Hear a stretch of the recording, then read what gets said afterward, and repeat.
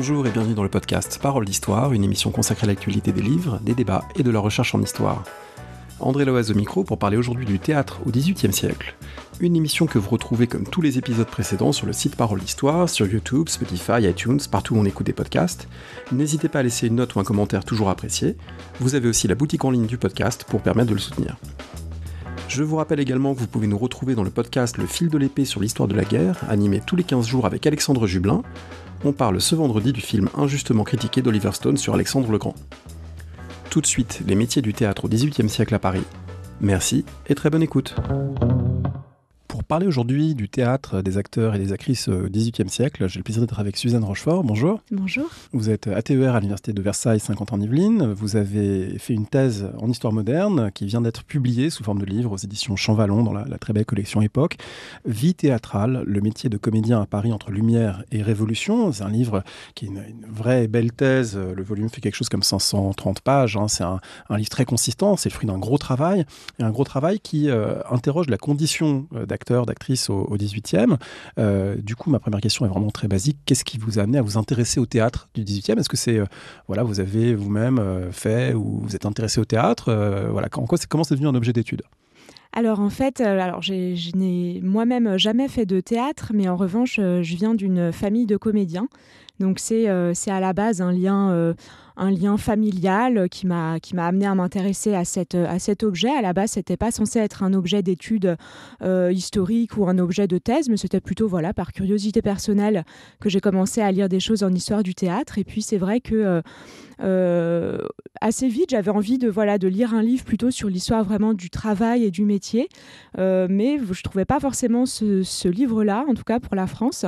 Et donc c'est ce qui m'a amené à me dire, peut-être que je pourrais en faire un objet d'étude historique. Et c'est là que tout a commencé en fait par ce biais.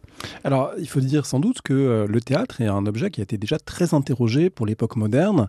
Il y a beaucoup de travaux sur le public du théâtre, sur la politisation théâtrale, sur l'espace public et la façon dont ça joue en France, en province, en Europe. Donc là, effectivement, l'angle du métier est différent, mais c'est une historiographie qui est déjà très dense. Autrement dit, vous avez dialogué avec toute une série de travaux importants, que vous citez beaucoup, notamment beaucoup de travaux anglophones, qui ont déjà contribué à défricher cet univers. Oui, effectivement, un des défis de ma thèse, comme beaucoup de thèses, mais c'était vraiment de se placer à la croisée de plusieurs champs historiographiques. D'un point de vue d'une histoire plus littéraire, il y avait eu effectivement énormément de travaux qui avaient montré aussi, d'un point de vue esthétique, tout ce qui est autonomisation de l'art de l'acteur au XVIIIe siècle, par exemple. Et puis, comme vous l'avez rappelé, en histoire, beaucoup de travaux sur les salles de spectacle, sur le répertoire, la politisation des publics. Donc moi, l'idée, c'était de croiser tout cela en apportant ma propre eau au moulin, en apportant encore d'autres historiographies, finalement, c'est-à-dire en m'inspirant aussi à la fois d'une histoire sociale du travail et concernant d'autres métiers, et également d'apporter des choses du point de vue de l'histoire de l'histoire culturelle de l'information, par exemple. Donc voilà, c'est finalement en croisant encore d'autres historiographies que ça m'a permis de me positionner face à ce champ déjà très travaillé, c'est vrai. Voilà, alors c'est vrai que c'est intéressant aussi de regarder un livre comme ça qui paraît aujourd'hui en 2024 pour voir qu'est-ce que c'est que la cumulativité du savoir en histoire et en même temps qu'est-ce qui fait qu'il y a toujours des questions à poser et quel espace on trouve. Alors une des manières dont vous renouvelez les questions, c'est aussi un choix assez original, même s'il y a pas mal de gens qui commencent à le faire, qui est d'enjamber la coupure révolutionnaire, en tout cas de ne pas vous arrêter en 1689 et de traiter ensemble deuxième moitié du XVIIIe et séquence révolutionnaire. Qu'est-ce qui vous a amené à choisir de faire ça ? Alors, c'était vraiment, d'abord, mon entrée première, c'était de faire une histoire du métier par ses acteurs et ses actrices, et donc suivre un certain nombre de trajectoires qui s'incarnaient dans des lieux de spectacle parisiens, et c'est lié en fait vraiment à la configuration théâtrale parisienne, parce qu'en fait, ma thèse, elle épouse ce long XVIIIe siècle, où il y a en fait un moment de libéralisation des spectacles, qui ne commence pas en 1791, mais qui commence finalement dès la fin des années 1750. Et donc, du coup, ça permettait d'enjamber cette césure-là, et puis peut-être, du coup, de contribuer aussi à l'historiographie du point de vue, par exemple, de la question dont on reparlera peut-être, de l'acquisition de la citoyenneté des acteurs et des actrices, de la pensée sur le temps long, enfin, sur le temps de plusieurs années auparavant. Et donc, du coup, je pense que ça permettait de repenser aussi aussi certaines questions. Et alors c'est intéressant aussi parce que vous le montrez, on viendra sur certains aspects précis, mais d'une certaine manière, on pourrait dire que la monarchie absolue et les révolutionnaires, dans les deux cas, prennent le théâtre au sérieux, mais pas pour les mêmes raisons. C'est-à-dire que c'est un enjeu, mais un enjeu qui n'est pas de même nature, mais un enjeu quand même important pour le pouvoir. Oui, tout à fait. Effectivement, hein, dès la fin du XVIIe siècle, plusieurs travaux qui se sont intéressés à l'État et à la cour ont bien montré que les spectacles étaient intégrés dans une pensée de service public, hein, finalement, à offrir aux Parisiens un art de qualité, avec un enjeu qui était aussi diplomatique, d'exporter aussi ce théâtre français hors des frontières. Donc ça existe effectivement bien avant la Révolution française. Et puis ensuite, en Révolution, vient cette idée vraiment accrue d'une vocation pédagogique des spectacles pour aussi véhiculer des idées patriotiques. Et donc, il y a plusieurs éléments qui se mêlent, effectivement, mais la question étatique est en tout cas toujours présente, un petit peu aussi comme un fil rouge. Alors, on va commencer à poser un petit peu le décor de ce dont vous parlez. Il y a plusieurs théâtres, on va revenir sur cette dualité théâtrale, mais le principal reste la Comédie Française à la fin de l'Ancien Régime. À quoi ressemble une soirée à la Comédie Française si on est, en mars 1784, il y a 240 ans? À quoi ça ressemblerait d'aller assister à une représentation théâtrale? Eh bien déjà, on arrive relativement tôt, puisque les représentations commencent vers 17h. Et donc, il y a souvent une grande affluence aux portes des salles. Alors, si on était en mars 84, ça serait juste un mois avant la première du mariage de Figaro. Donc là, où il y a vraiment une affluence énorme. Mais là, donc voilà, on arrive vers 17h et il y a très souvent 2 pièces qui s'enchaînent dans la même soirée. Et les acteurs et les actrices peuvent être amenés à jouer effectivement dans les 2 pièces de suite. Et ensuite, on se rend selon le prix qu'on a payé, soit au parterre, donc c'est-à-dire qu'on est d'abord debout jusqu'aux années 1780, puis assis après. Soit dans les loges si on a payé plus cher. Donc une expérience différenciée quand même selon le prix qu'on paye. Avec, on peut l'imaginer, dans le théâtre ou autour du théâtre, de quoi se restaurer, avec un à côté de la pure représentation artistique. Complètement. Il y a des cafés qui sont associés à chaque spectacle, qui sont soit dans le foyer, soit juste à côté. Et dans mon travail, j'ai pu croiser, que ce soit dans les archives de police, dans les archives de la Comédie Française, effectivement, un lien avec ces cafés, soit des conflits qui s'y déclenchent, ou même professionnellement. Une des actrices de la Comédie Française qui débute assez tard dans le siècle était en fait la fille de la tenancière du café de la Comédie Française. Et donc là, voilà, un lien, une sorte de traversée professionnelle assez originale, mais qui en dit beaucoup aussi. Alors, la Comédie Française, c'est le principal théâtre, c'est pas le seul. Et vous montrez, il y a vraiment, c'est le cœur du livre, de montrer qu'il y a 2 modèles de théâtre qui sont aussi 2 statuts pour les comédiens. C'est un paysage en plus qui change très vite, qui est en train de se transformer, de se renouveler dans la deuxième moitié du XVIIIe. Il y a d'un côté des comédiens, on pourrait dire officiels, qui ont un statut, et puis d'autres pour lesquels c'est un statut qui est en train de s'élaborer, mais qui est beaucoup plus disparate. Alors, est-ce que vous pouvez nous brosser un peu un tableau de ces 2 univers du théâtre parisien? Oui, complètement. Alors effectivement, en fait, le paysage des spectacles parisiens, il se structure à partir de la fin du XVIIe siècle, quand Louis XIV, effectivement, fonde la Comédie Française en 1680 et lui donne un monopole, donc un droit exclusif, c'est le terme qui est employé, pour représenter des tragédies et des pièces en 5 actes. Et donc, la comédie italienne suivra vers les années 1720 et il y a également l'Académie royale de musique qui existe également. Donc normalement, ces 3 spectacles sont censés se partager les droits pour faire des spectacles. Mais en pratique, finalement, dès le début du XVIIIe siècle, ces privilèges sont sans cesse empiétés dans les jeux forains.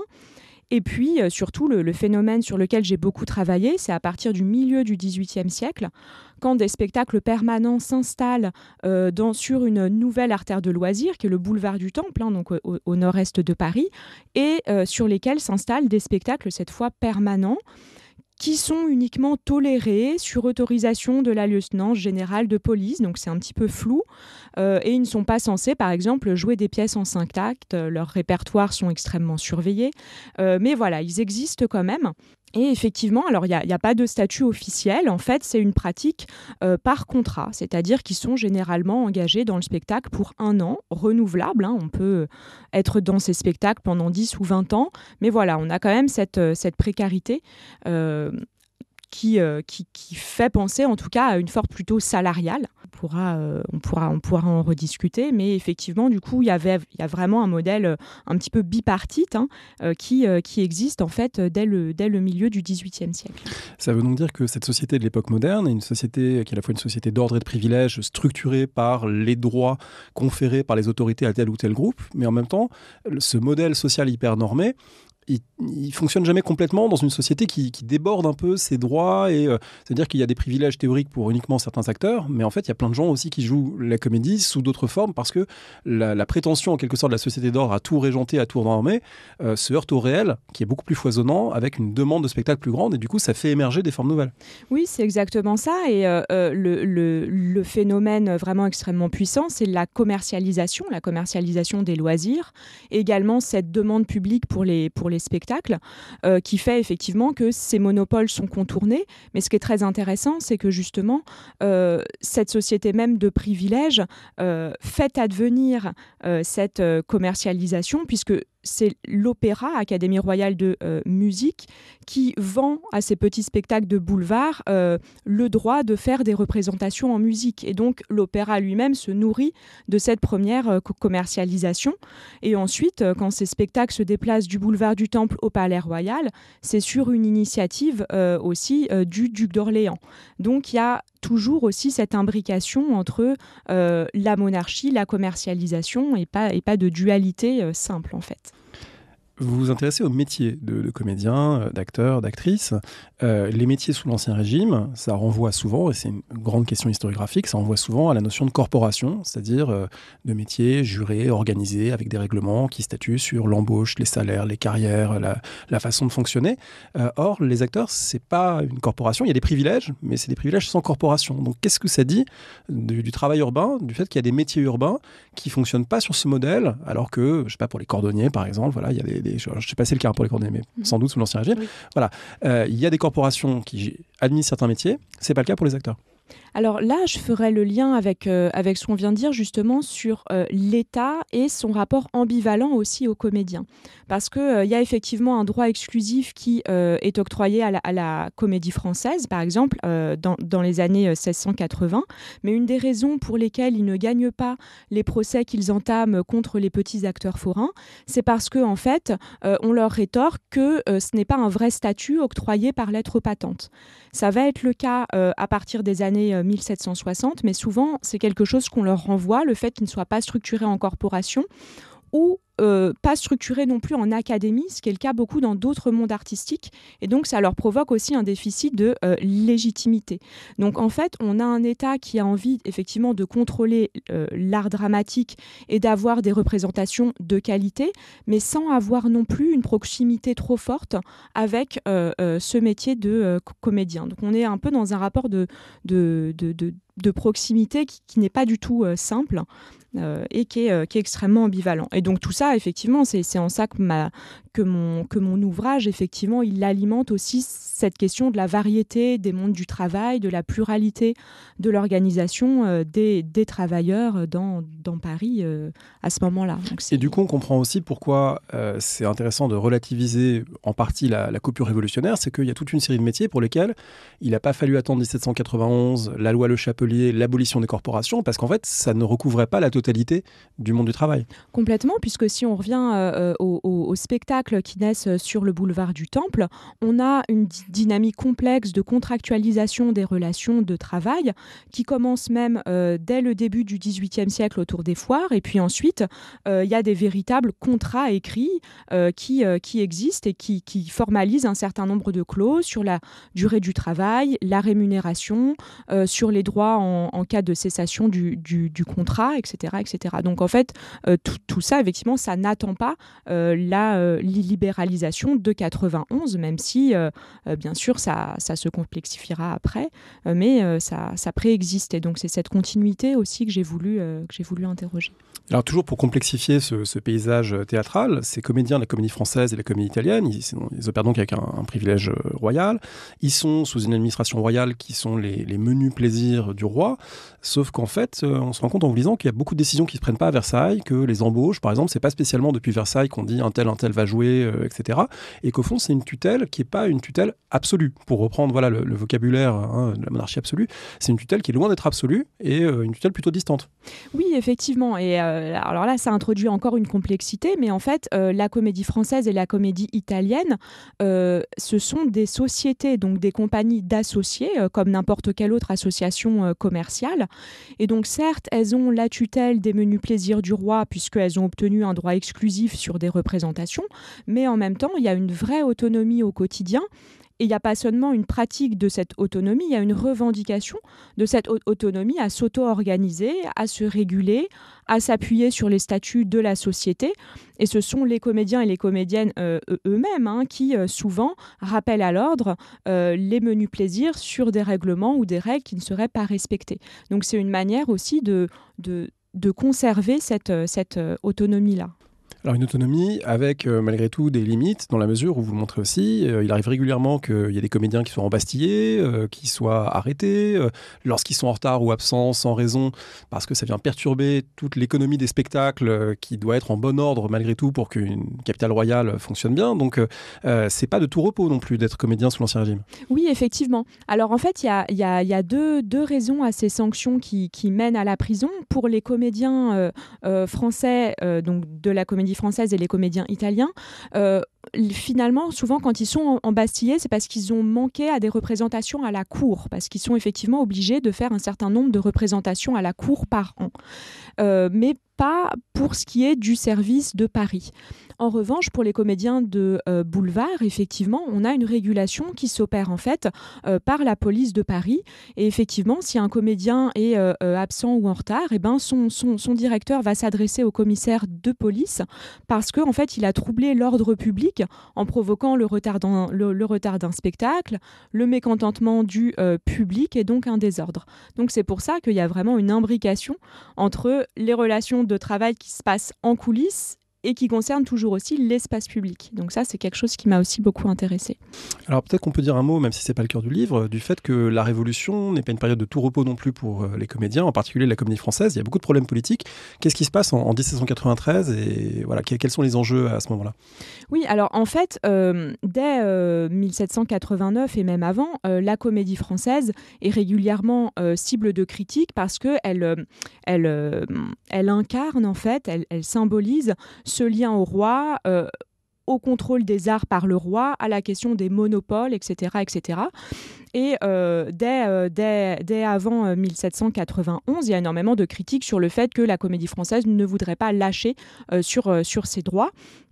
Et donc, il y a une association aussi qui se fait très vite entre le soupçon de royalisme et les acteurs et actrices de la comédie française. Et donc, il y a un petit peu un prétexte qui est trouvé en septembre 93 de fermer le spectacle parce que une pièce est jugée anti-jacobine. Et donc, le théâtre ferme et on pense pendant plusieurs années qu'il ne rouvrira jamais. Et donc, voilà, il y a vraiment un soupçon aussi royaliste qui pèse, qui concerne effectivement une partie de la troupe, mais pas toute. Et ça provoque même une scission de la troupe en 91 où on a quand même 10 acteurs et actrices de la comédie française qui partent jouer sur un autre théâtre de boulevard pour justement porter des idéaux patriotiques. Oui, sachant que les autorités révolutionnaires vont aussi chercher au contraire à ressusciter par la suite l'équivalent de la comédie française. Je crois que ça porte un autre nom avec une tonalité plus révolutionnaire, mais voilà, l'idée qu'il y a un théâtre national, c'est aussi un outil révolutionnaire, pédagogique, patriotique dont on ne peut pas complètement se passer. Effectivement, complètement. En fait, dès 1794, il y a des tentatives qui sont faites pour essayer de reformer la troupe de comédiens français. Le problème, c'est qu'une partie ont été emprisonnés et les autres sont partis en province pour y jouer. Donc il y a effectivement pendant plusieurs années des tentatives qui sont faites pour reformer un théâtre français qui aboutiront uniquement en 1799. Et du coup, finalement, pendant plusieurs années, ces idéaux patriotiques, ils vont passer par les scènes de boulevard et par toutes celles qui sont apparues de plus en plus nombreuses après la loi de 91. On a à peu près au moins une vingtaine de spectacles qui sont en exercice à Paris, entre 95 et 99. Donc c'est plutôt dans cette pluralité de spectacles que ça va se jouer, mais il y a une surveillance extrêmement forte qui est faite dans les mots employés par les acteurs et les actrices, s'ils disent monsieur au lieu de citoyen, par exemple. Donc voilà, il y a on change les verres des pièces quand il y a monsieur dans un verre d'une pièce, on change les verres. Complètement, c'est-à-dire qu'il faut effectivement changer ces verres, et si on ne le fait pas, on peut être arrêté. Un spectacle peut même finir par fermer parce que il a fait trop d'erreurs. Certains acteurs vont, pour se justifier, dire oui, mais on a tellement appris la pièce avec le mot monsieur qu'on n'arrive pas en fait à dire le mot citoyen à la place, mais c'était juste une erreur. Donc voilà, c'est comme ça qu'il se justifie. Alors sous la Révolution, les gens deviennent beaucoup plus libres de jouer ici ou là dans les différents théâtres libéralisés. Sous l'Ancien Régime, où c'est quand même plus cloisonné avec des carrières orientées par ce statut de sociétaire, la Comédie Française, etc. Est-ce qu'on peut parler pour vous d'un marché du travail du théâtre à Paris sous l'Ancien Régime ?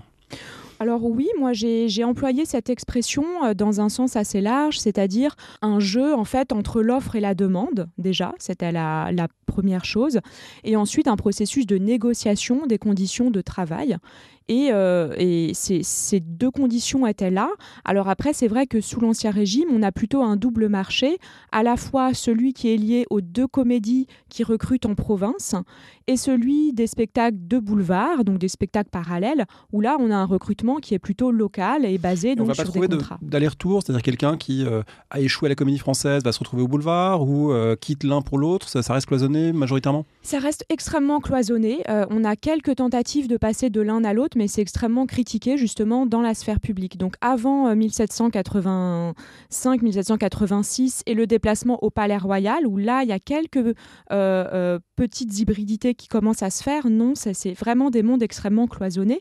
Et c'est pour ça que c'est très intéressant, à partir de 91, puis de 93, quand la Comédie Française ferme, que certains de ces sociétaires en viennent à aller jouer justement dans des entreprises privées, en quelque sorte. Mais effectivement, avant, ce sont des marchés d'emploi qui sont vraiment cloisonnés. Alors comment on rentre sur ces marchés du travail segmentés ? À quel âge on y rentre ? À quel âge on devient comédien ? Et puis avec quelle détermination ? On vous a dit, voilà, une famille de comédiens. Alors on sait que ça joue un rôle important, mais vous montrez aussi, parce que vous avez compté qui sont ces gens, que c'est pas du tout le seul cas de figure, qu'il y a des gens dont les parents étaient comédiens, il y en a plein pour qui c'était pas le cas. Donc comment on peut analyser cette entrée dans la carrière ? Alors c'est vraiment une entrée qui est plurielle. D'abord, je le rappelle, je consacre un chapitre à la question de la formation. Il n'y a pas de structure de formation unique ou de voie d'apprentissage unique. Il y a effectivement une école qui apparaît en 1786, mais c'est très tard, elle fonctionne 3 ans seulement, etc. etc. Donc on commence sa carrière très, très souvent tôt. On peut commencer par des rôles d'enfants dès 6-7 ans, mais pas forcément. Les vraies carrières commencent plutôt vers 13, 14, 15 ans. À la Comédie Française, on a un âge moyen au début qui est autour de 23-24 ans. Alors c'est plutôt un peu plus jeune pour les femmes. Et au niveau donc des milieux, on a vraiment, c'est un milieu qui attire toutes sortes de professions finalement, parce que ce qu'il faut rappeler, c'est que c'est quand même lucratif. À la Comédie Française, à la Comédie Italienne, on a des revenus extrêmement importants pour une personne qui est un sociétaire à la Comédie Française à part entière. Il a un revenu de près de 20 000 livres par an à la fin de l'Ancien Régime, donc ce sont des sommes vraiment énormes. Mais même les spectacles de boulevard payent beaucoup mieux que beaucoup de métiers artisanaux. Ce qui m'a amené à remarquer que, par exemple, ceux qui faisaient carrière sur ces types de spectacles, c'était souvent des personnes issues de l'artisanat local autour du boulevard du Temple. Et c'est vrai qu'on peut avoir cette image quand on ne vient pas d'une famille d'acteurs, que peut-être il y a une réticence à ce que les enfants aillent vers le spectacle. Alors, il y a quelques cas effectivement que j'ai trouvé de réticence parentale, mais il y a aussi des vocations qui sont encouragées par les parents parce que c'est aussi une issue économique qui permet à l'enfant dès 10, 11, 12 ans d'avoir un salaire qui est aussi important. Donc voilà, il y a vraiment tous ces cas de figure qui sont présents. Sur ce succès de certaines carrières, peut-être qu'on peut dire un mot de ce que vous avez travaillé, une des grandes sources classiques de l'histoire sociale sous l'Ancien Régime, ce sont les inventaires après décès. Qu'est-ce qu'on trouve dans les inventaires des comédiens que vous avez regardés ? Alors déjà, ce qu'on peut remarquer par rapport à la population générale, c'est la question du vêtement qui est extrêmement important, c'est-à-dire qu'on va trouver un certain nombre de costumes de scène qui valent beaucoup d'argent puisque globalement, à part les costumes un petit peu basiques, dès qu'on est dans une pièce historique ou dans une pièce qui nécessite un costume élaboré, c'est au comédien d'acheter son costume. D'accord, c'est pas le théâtre qui lui fournit, d'où un point que vous soulevez à un moment, qui est la spécialisation des rôles. On sait que si on joue toujours un rôle de militaire romain, on aura la cuirasse quelque part dans un placard, et du coup, après le décès, le notaire notera qu'on trouve ça. Donc c'est quelque chose qui appartient au comédien. Effectivement, et c'est pour ça que c'est bien dans l'inventaire du domicile qu'on trouve ces costumes-là, qui sont parfois mêlés même dans la même armoire, à des habits plus traditionnels.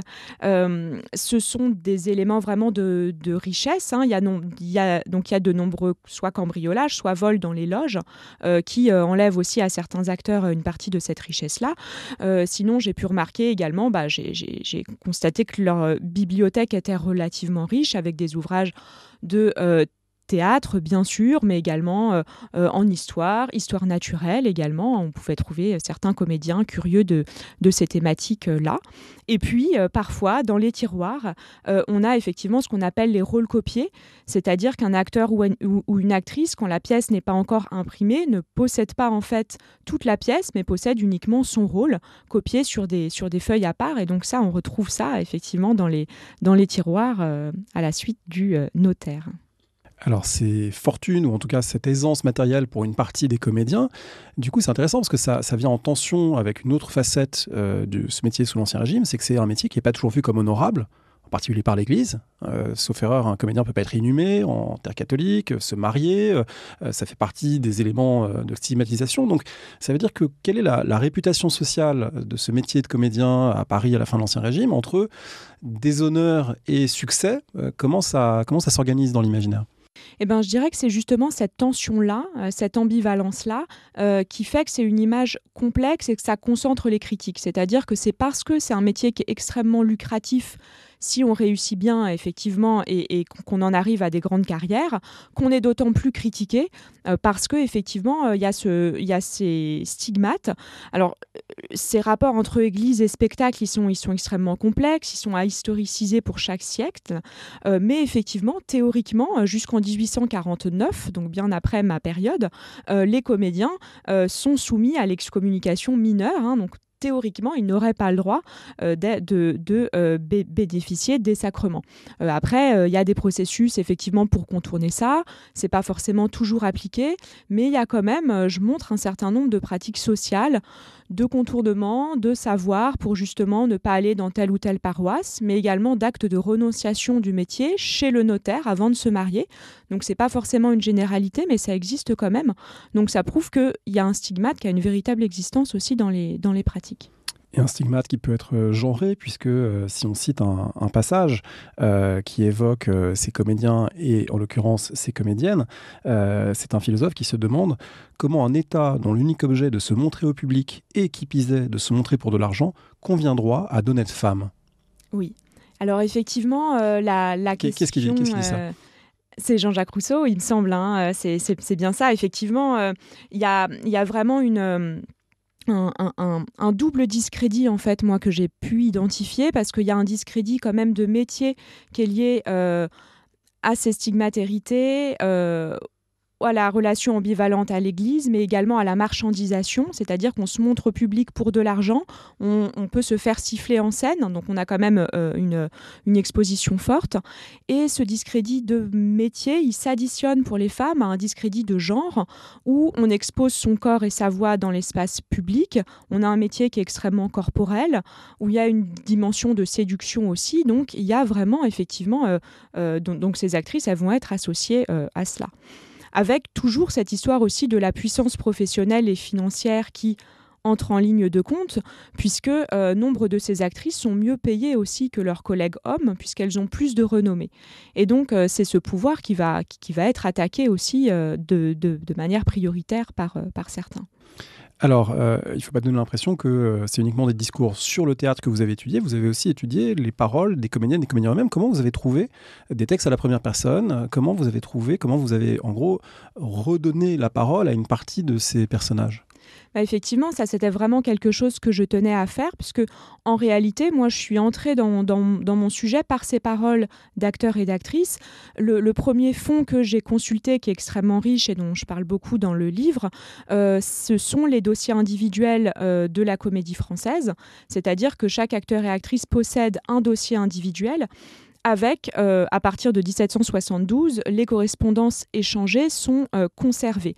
Alors, il ne s'agit pas de longues lettres, il s'agit plutôt de petits papiers relativement brefs, expliquant pourquoi on ne peut pas venir à une réunion, pourquoi il faut déplacer telle ou telle pièce, etc., etc.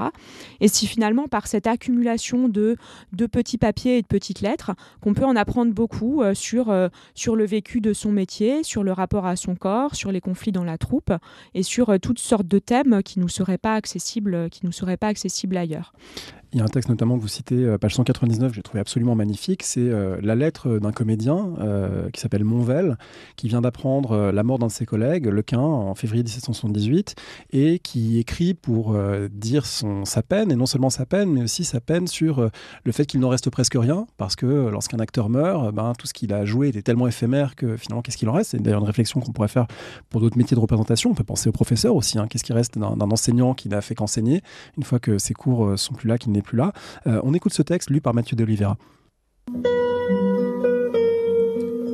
Voilà donc où aboutissent 30 ans de travail, 30 ans de peine, 30 ans de gloire. Le cercueil engloutit tout en un moment. Il ne restera d'un talent souvent sublime qu'une mémoire incertaine, que le temps effacera. Le peintre, le sculpteur, le poète laissent après eux des monuments de leurs travaux, moins achevés dans leur genre que Lequin dans le sien. Ce qu'ils ont fait de bien reste entre les mains de la postérité, et Lequin ne laisse rien. Victime de l'envie, jouet des gens sans goût, en proie aux journalistes, voilà le sort d'un grand acteur pendant sa vie. Rien ne parle pour lui après la mort. Travaillez donc, comédiens, tuez-vous, usez votre existence, abrégez vos jours, et soyez bien vains dans la gloire d'un moment. Pardon, mon ami, de ces réflexions un peu tristes que m'arrache un événement qui a dû vous pénétrer autant que moi. En écoutant ce texte, on voit qu'il y a vraiment une pensée chez ces comédiens de leur art, de leur statut, du fait qu'ils font un métier et qu'ils y mettent énormément d'eux-mêmes. Oui, effectivement, ça c'est extrêmement intéressant parce que on avait pu avoir accès à cette paroles à partir de mémoires d'acteurs qui, en fait, en réalité, ont été réécrits au XIXe siècle et même écrits au XIXe siècle, même s'ils empruntent le nom d'un acteur du XVIIIe siècle. Et donc, il fallait vraiment remonter, en fait, à ces lettres-là pour avoir certaines bribes de paroles et d'expressions d'émotion et de réflexivité, effectivement, par rapport à leur art.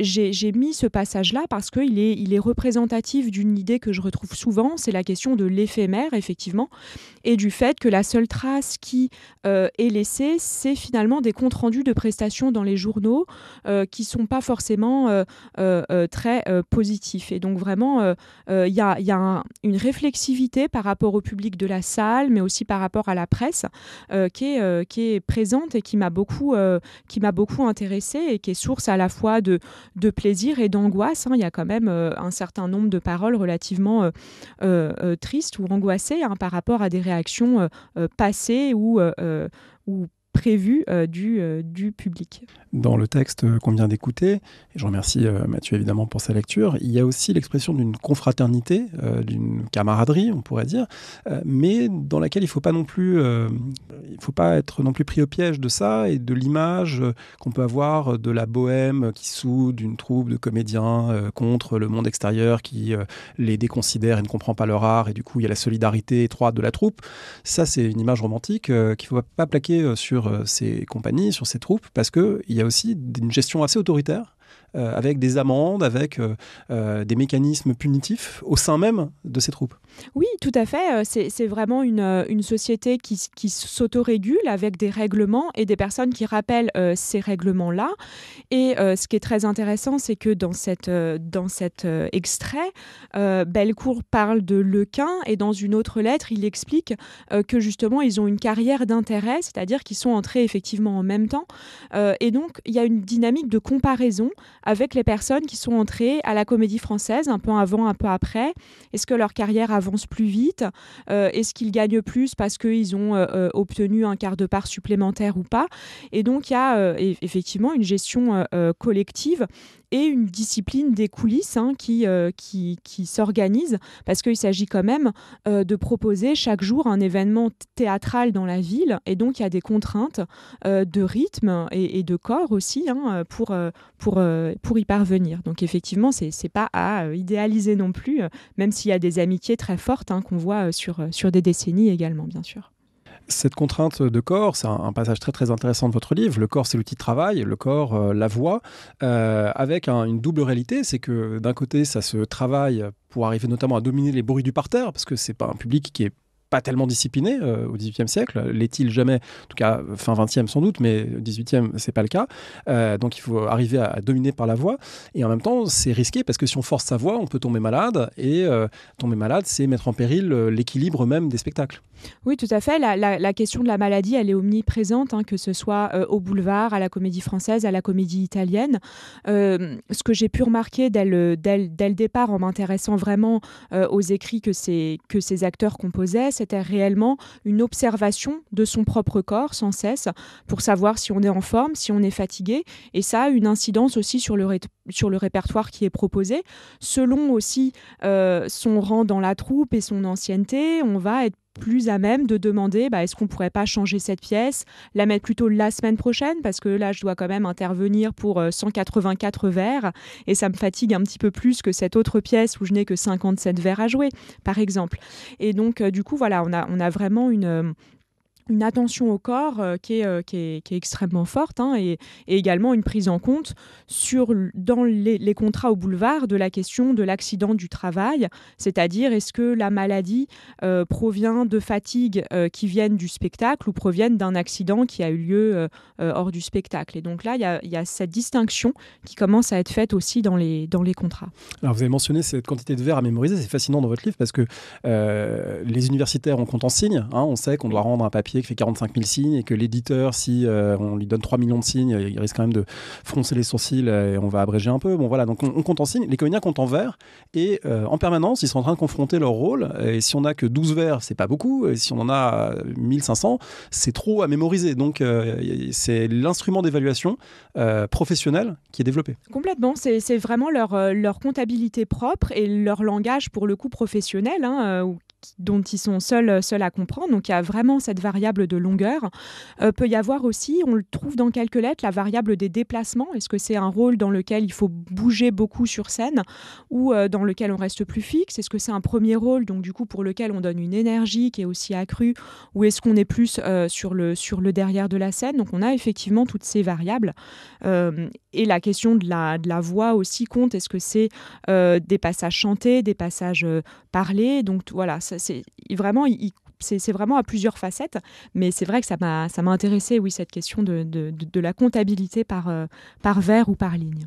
Avec des savoir-faire qui en même temps rentrent dans les canons artistiques de l'époque, puisque ce sont souvent des rôles très stéréotypés, ce qui veut dire qu'il y a une part de liberté dans le jeu, mais aussi une part de choses tout à fait normées, attendues, c'est-à-dire qu'on joue un vieillard grognon ou on joue un jeune premier et on peut jouer le même rôle dans 15 pièces différentes, mais finalement avec les mêmes attendus scéniques, les mêmes attendus du point de vue du jeu.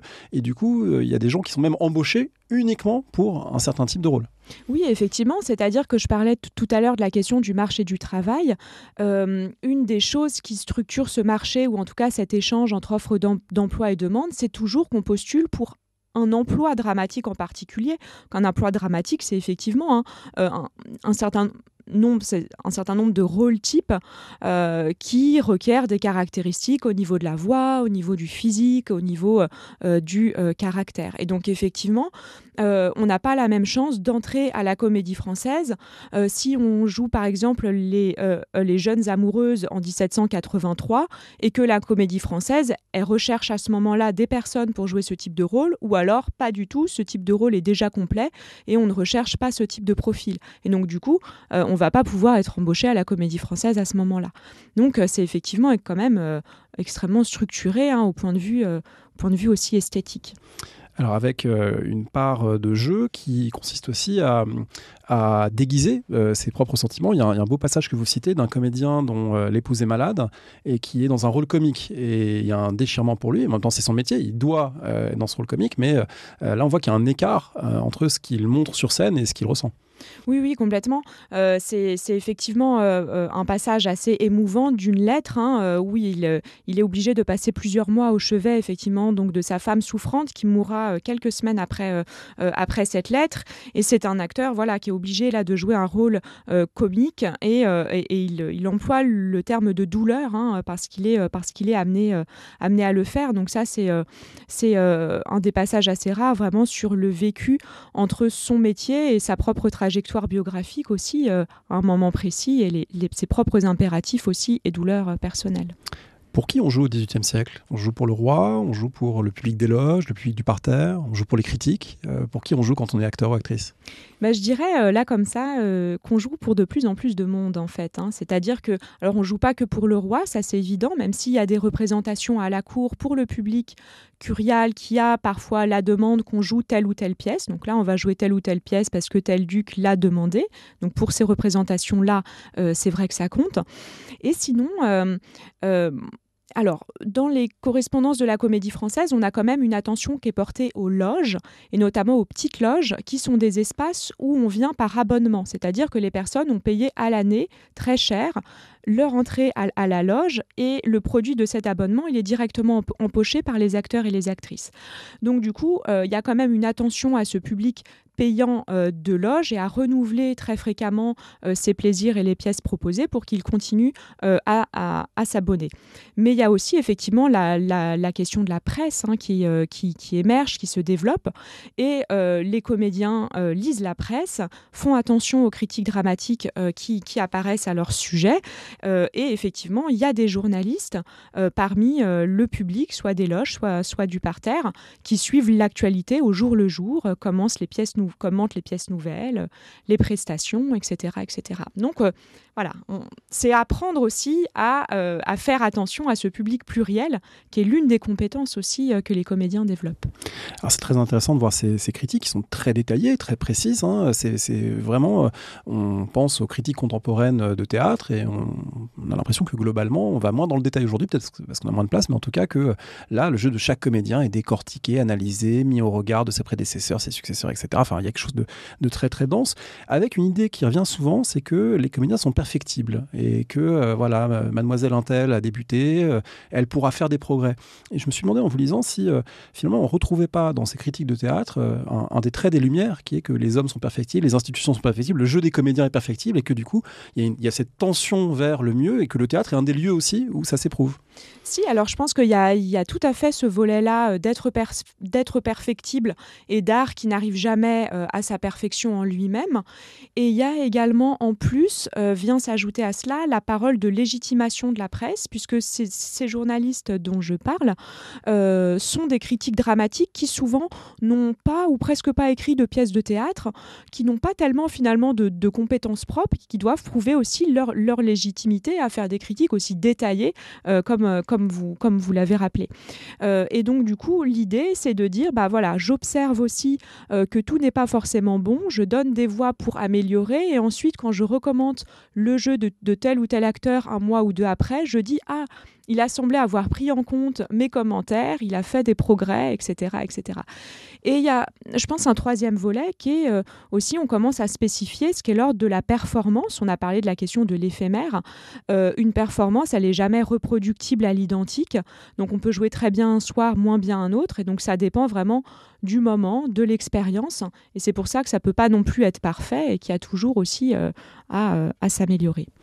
Alors, s'améliorer, mais c'est aussi savoir jouer ce jeu médiatique en train de s'élaborer, puisque c'est pas simplement des comédiens passifs face aux critiques, c'est aussi des gens qui développent des savoir-faire stratégiques pour influencer les médias, développer leur propre image, voire développer au sens concret l'image, parce qu'on est aussi à l'époque, et c'est Antoine Lelty notamment qui l'a montré, de la célébrité comme enjeu clé de la façon dont fonctionne l'espace public, et une image y compris sous forme iconographique.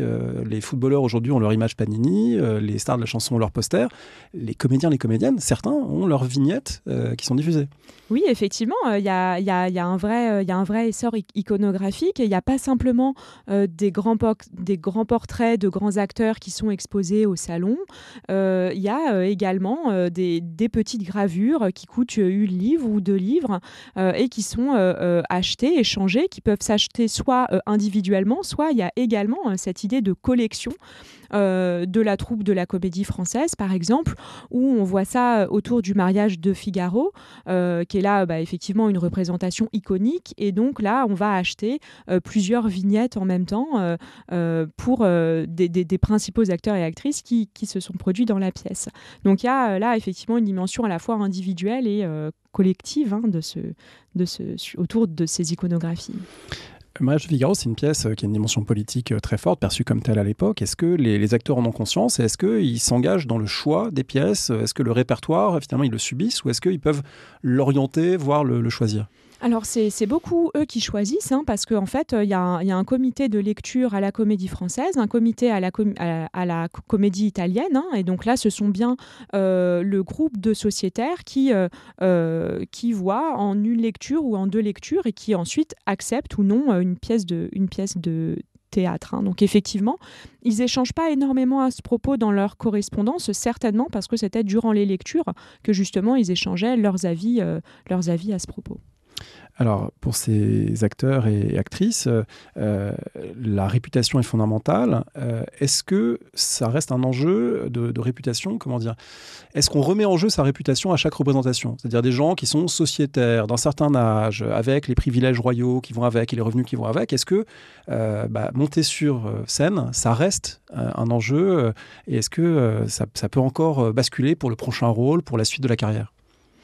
C'est une question qui est très intéressante, qui est très complexe. Alors, il y a forcément moins d'enjeux pour un sociétaire qui est déjà en place, parce que les moments vraiment d'angoisse les plus patents que j'ai pu trouver, c'était justement pour les débutants qui postulaient à la Comédie Française, à la Comédie Italienne, sur une scène de boulevard, qui n'étaient pas sûrs d'être acceptés dans la troupe, et donc là, qui jouent finalement tout le devenir de leur carrière, vraiment sur quelques représentations, les critiques qui vont en découler, et la manière dont la troupe a reçu leurs prestations.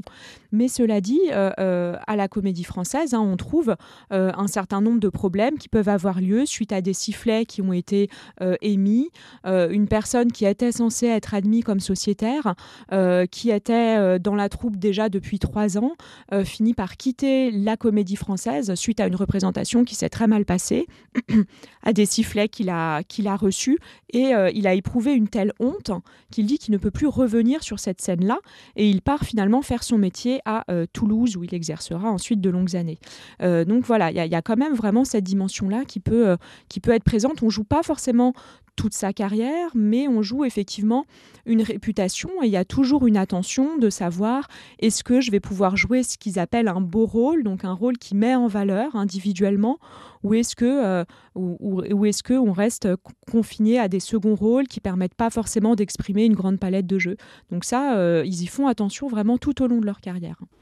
Pour terminer peut-être, quelle mémoire institutionnelle il reste de ça, on va dire dans la comédie française du 19e, 20e, 21e siècle? Ces gens que vous avez étudiés, est-ce qu'ils ont encore leur place? Je pense par exemple à un des noms que vous citez qui est Talma, qui est resté célèbre, et du coup, il y a parfois des bustes de comédiens comme ça qui figurent encore dans les foyers ou dans certains lieux. Est-ce que les troupes successives gardent en mémoire ce côté éphémère, évidemment, des gens que vous avez étudiés, de ces comédiens de la fin du 18e? Alors, il y a une vraie mémoire historique, institutionnelle à la Comédie Française. Ça, c'est sûr, que ce soit dans la salle, mais que ce soit aussi par l'organisation d'archives, d'une bibliothèque-musée à laquelle on peut accéder, où il y a énormément de documents. Après, c'est vrai que finalement, la période que j'ai étudiée, la seconde moitié du XVIIIe siècle, c'est finalement une période assez spécifique aussi parce qu'il n'en ressort pas vraiment de grands noms, c'est-à-dire que le nom de Talma, qui est effectivement certainement le plus connu, moi, il débute effectivement sa carrière à la période où je l'étudie, mais ensuite il sera beaucoup plus connu dans les années 1810-1820. Et donc, il n'y a pas forcément un grand nom qui émerge et ça n'a pas aidé forcément à focaliser cette attention sur cette génération-là, effectivement. Mais il y a quand même une grande mémoire institutionnelle et historique.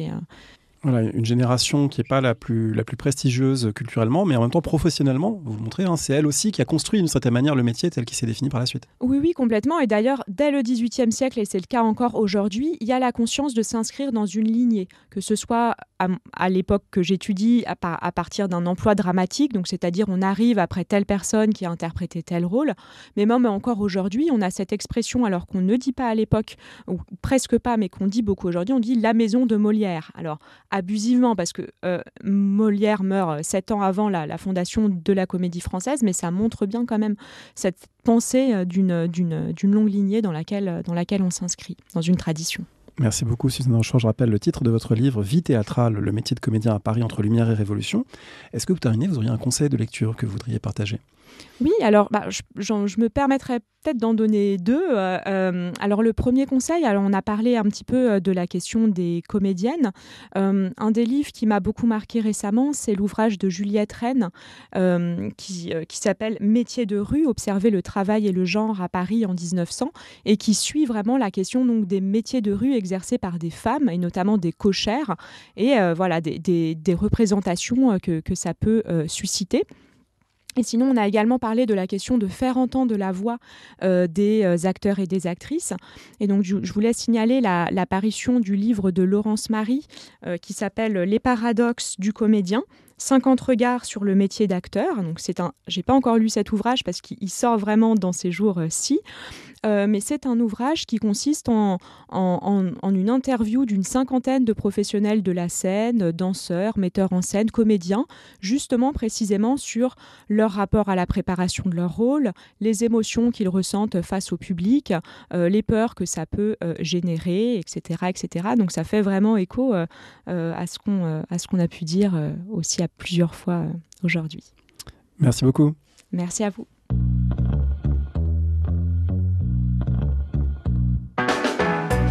Merci de nous avoir écoutés. Rendez-vous sur le site www.paroledhistoire.fr pour toutes les informations sur le podcast, pour vous abonner, écouter ou télécharger les autres émissions.